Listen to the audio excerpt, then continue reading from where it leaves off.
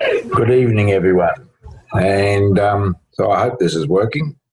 I'm not too sure how to tell just yet, but anyway, we'll work it out. So what I'm going to talk about now is a couple of days ago up on Facebook, I put up a picture of the toilet out at the Carnegie railway station, the new Skyrail stations there. And someone sent me an email with the pictures included. And it became obvious there was a problem with, in particular at that point, the sink, as in having a rail that was, a build construction that didn't work. So what I'm going to go through today is I actually went out to Carnegie and then on to Murrumbeena and had a look at the accessible toilets at those stations. And I guess the main question I've got is, who was the access consultant that was involved in these shambles? Because they are pretty much a shambles. You'll notice at the end of it as well, I just did a quick look around the Noble Park station because someone mentioned about the doors at Noble Park. And so I went down to Noble Park, had a quick look there. And then on the way home, just a couple of pictures and a few comments as to why some of the locals may feel a bit exposed by the Skyrail. So first of all, let's talk about the toilets at the stations. Now I should be able to go into a thing here. Oh yeah, how's that? Hey, look at that.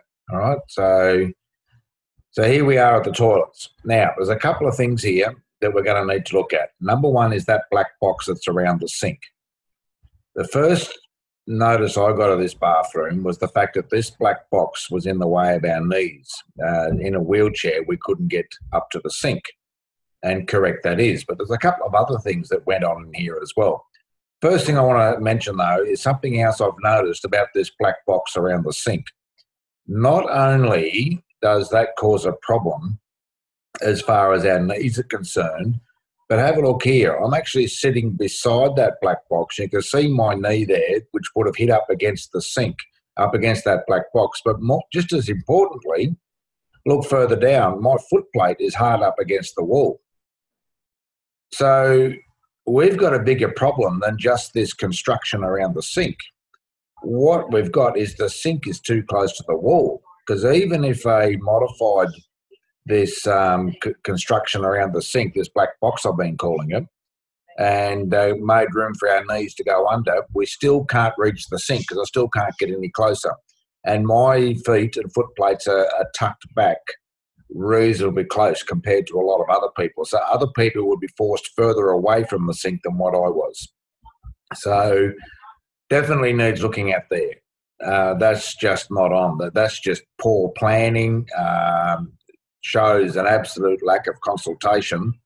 And if they did consult with someone, I'd certainly like to know who. But while I was in there, there's a couple of other things that I've noticed that need attention as well.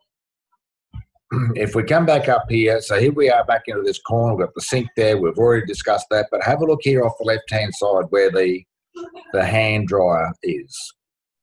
Now, you've actually got to put your hands inside that area, in that cavity there, for the hand dryer to kick into gear to dry your hands. Now, if you're an ambulant or a standing person, not a problem. You stand up against it, you put your hands in, and away you go. Get your hands nice and dry. But try doing it from a wheelchair. Doesn't work. If I run the wheelchair straight onto that, point the wheelchair straight on, we've got to reach forward over our lap and over our foot plates and then into that cavity. So we're nearly going to be falling out the front of the wheelchair by the time we can reach that to dry our hands. So now we've got two problems. One is we can't wash our hands. Second is we can't dry them. All right, just crazy. Who thought of all this? Who planned all this? All right.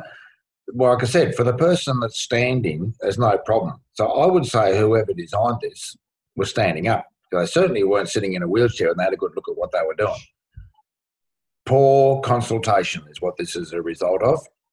And then if we look a bit further over to the right-hand side, we've now got the soap dispenser. Now, that soap dispenser is worked by a push button. In a chair like mine, which is electric, so when I take my hand off the control box, the brakes lock. If I was a right-handed person, I could probably work that. but I'm a left-handed person.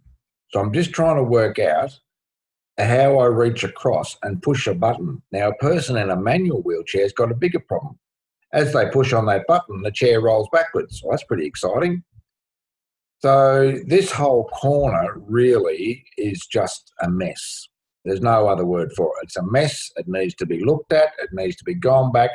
Now, there's 2 units like this at each station. I only checked out Carnegie and Murrumbeena. I didn't get off at the others, Hughesdale and a few of the others. I didn't get off and look at them because I figured they're all the same plan. Well, because these 2 stations were so identical, I just presumed the rest are the same. But if anyone wants me to go and have a look, that's something I can do. Okay, so 1, 2, 3 things in the one corner here, right, that need to be looked at. But have we finished? No, we've got more. If you're going to muck it up properly. Why do it by halves, eh? So what happens now? Let's go to the other side. Here's the toilet. Why do the professional people insist on thinking that we all travel with a support worker or a carer? Because if I had a support worker or a carer with me, they could press those buttons without too much of a problem. But I don't take one with me most times. I'm by myself. So now I have to try and I strike this in every other blasted toilet I go to. And I guess other people in wheelchairs are the same as me. This is ridiculous. We've now got to reach over the top of the toilet to be able to get to these buttons. Now, if I wasn't carrying a little stick that I carry with me, half the time I go to the toilet, I wouldn't flush it. But this toilet's even more tricky than the rest, because here what we have is some bright person has put the framework for the backrest in the way to further impede the possibility of being able to press the flush buttons. Like, there's the flush buttons and there's the framework. So I am now kept further away again, not only by the bowl, but now also by the toilet bowl, but now also by this framework to be able to flush the buttons. So all in all, it's been quite an exciting trip to go to the toilet in this building, because I can't wash my hands, I can't use the soap, I can't dry my hands, but before I even get to that stage, I can't even flush the toilet. So we're going to leave one heck of a dirty mess, aren't we? Right? Just ridiculous. Again, who was consulted about this? And now, again, we are seeing emergency money that is going to be used out of the funds, that PTV funds, to retrofit something that should never have been done wrong in the first place. There's no excuse for this. There's all sorts of standards in place. More importantly, there's people they can consult with. We keep offering it all aboard. Do they come and talk with us? Do they come and talk with us? Oh, no, they know better. And now they're going to waste more taxpayers' money again to go back and fix these things. That backrest is another issue here. That backrest across the top there, if you look at each end is folded back. Now, I've been told they're looking at across the top section there and the bottom, because a person that may have a rather large waist could actually get caught under that. And is that going to cut into their skin? I know the top of that will, the top edge of it will, because when we're transferring from a wheelchair, most of us would probably grab hold of that for balance until we get across close enough to grab the rail on the other side. That is actually not a sharp edge until you put your weight on it. And then it's a very sharp edge. I tested it today. It's a very sharp edge. Somebody is going to cut their hands quite seriously on that. But it doesn't matter. You can leave bleeding, because you're not going to be able to wash your hands. You're not going to be able to dry your hands. You won't be able to get the soap. So it's all right. Just leave a mess across the concourse. Ridiculous. Anyway, that needs to be looked at. Okay, so from here, as I said earlier, I went a bit further along, had a quick look at Noble Park. Now, what I got told about Noble Park was something to do with the door. Now, Noble Park seems to have one of the original toilet blocks. This is a bit different. I didn't go in. One door was locked and the other door was locked. The cleaner was there and said I could go in, but I said I wasn't there to really look at the cubicle. I just wanted to have a look at the door. I think what that person was trying to tell me was that these doors are not electric. I thought they were saying that they're too narrow. They just put normal doors on them. But no, these doors are about 900 wide. So there's nothing really wrong with the doors as far as the width is concerned. But yes, they're manual, right? Not spring-loaded, I've noticed. They just swung open freely. But yeah, they're manual. There's no electric button to open and close them. I spoke to the cleaner, and he said that this is one of the original toilet blocks along the sky rail. So what's going on here? Something, all of a sudden, Skype's fired up. Good on it. So yeah. So in answer to your question, I think it was Barbara. Yeah, I see what you mean. But the doors themselves are actually the right width. I had a quick look inside the cubicle. One of the ones that the cleaner opened for me, and just a normal size, accessible, I would say, size room in there. He said they're looking at it, so they're probably going to upgrade it in the near future. Being a cleaner, he couldn't make too much of a commitment about anything, but he did say that there's work planned to be done in there. This male ambulant toilet, now, there's a tricky one. That door is so narrow, it's ridiculous. No, I didn't measure it. I just looked at it and thought, well, you'd probably be flat out to get through there. I don't think I'd try and get a walker in there. I guess you could, I don't know, but by crikey, you'd be a tight fit.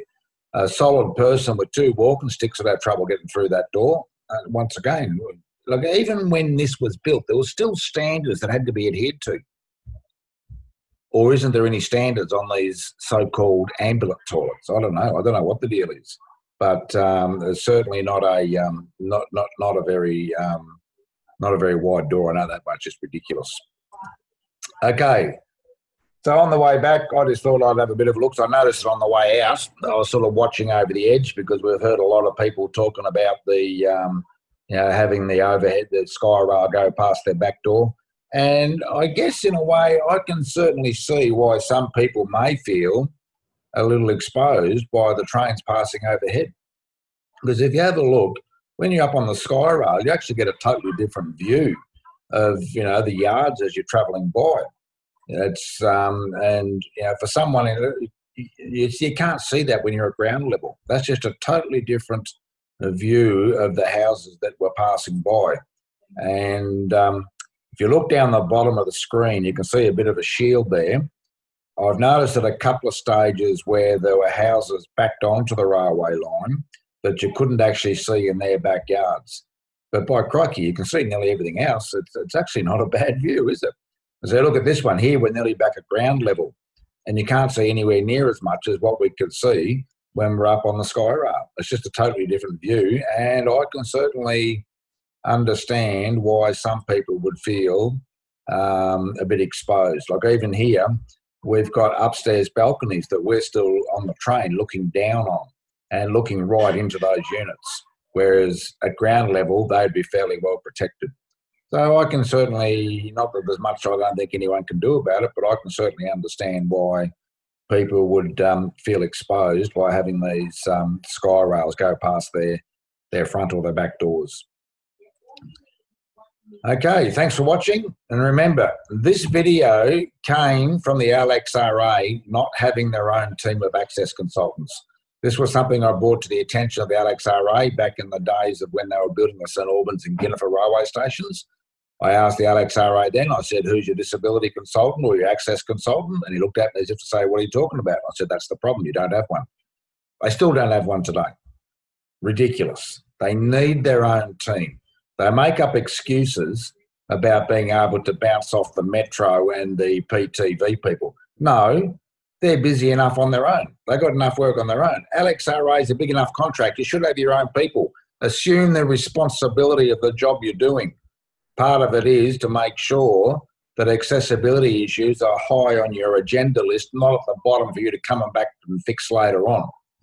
All right, so, and like I said earlier, all these retrofitting costs are going to be taken out of the emergency funding for breakdowns and things like that, that always go on.